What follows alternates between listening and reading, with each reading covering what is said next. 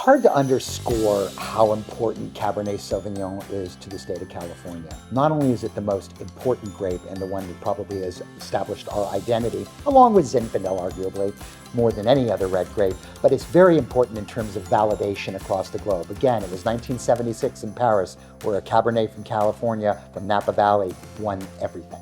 Cabernet in California is at once similar to what you would see in France and other places in the world, but also quite different. We're blessed with our Mediterranean climate, which is actually perfect for so much of where Cabernet Sauvignon is grown. If you look at it across the state, once again, north to center to south, you'll find that without question, the north and the center really are the most important places. You can go up to Lake County and find extremely wonderful examples of Cabernet coming from volcanic soils. You can be in Sonoma County and find wonderful examples, and of course in Napa Valley and places from, say, St. Helena moving north. You'll also find it in other places you wouldn't expect. If you come down to the Bay Area, where I live, not so far outside San Francisco, you'll find the Santa Cruz Mountains, and there's some excellent examples made there, although you wouldn't think about it. But if you've ever heard of a winery called Ridge and a wine called Montebello, maybe you have.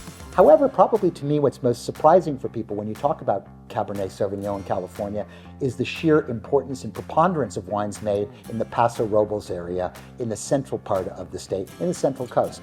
Paso Robles not only has Cabernet Sauvignon as its most important variety for red wine, but it's also the most important region in the state after Napa Valley in terms of driving the production of premium high-quality examples.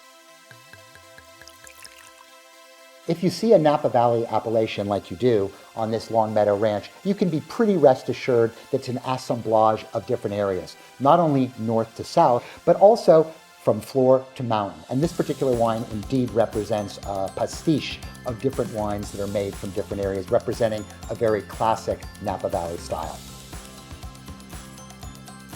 What I find here is a lot of black fruit, blackberry, black plum, boysenberry. You find elements of blue fruit, say blueberry, maybe even a little bit of huckleberry, and then you find some soft herbal characters. There's a bit of bay leaf in here, maybe even a little bit of sage.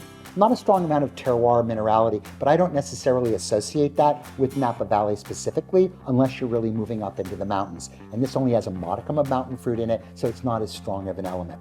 What you do see here is, of course, oak. But the oak here, as we talked about earlier, is done in a very deferential way, which is to say there's a little bit of vanillin, there's a little bit of clove, there's a little bit of baking spice, but it's not over the top. What I'm also just getting is this wonderful sense of ripeness and generosity, again, signatures of Napa Valley.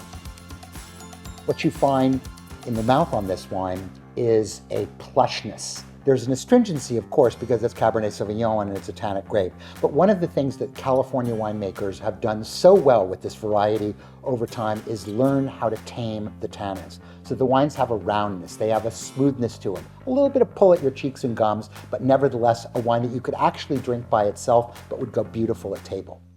If you cannot find this specific example, needless to say, any other Napa Valley example will probably do just as well. In this particular case, it's a little bit of a blended style. I would suggest that you replace it with a blended style wine. But as we talked about earlier, if you want to go 100% pure variety, you should do that too.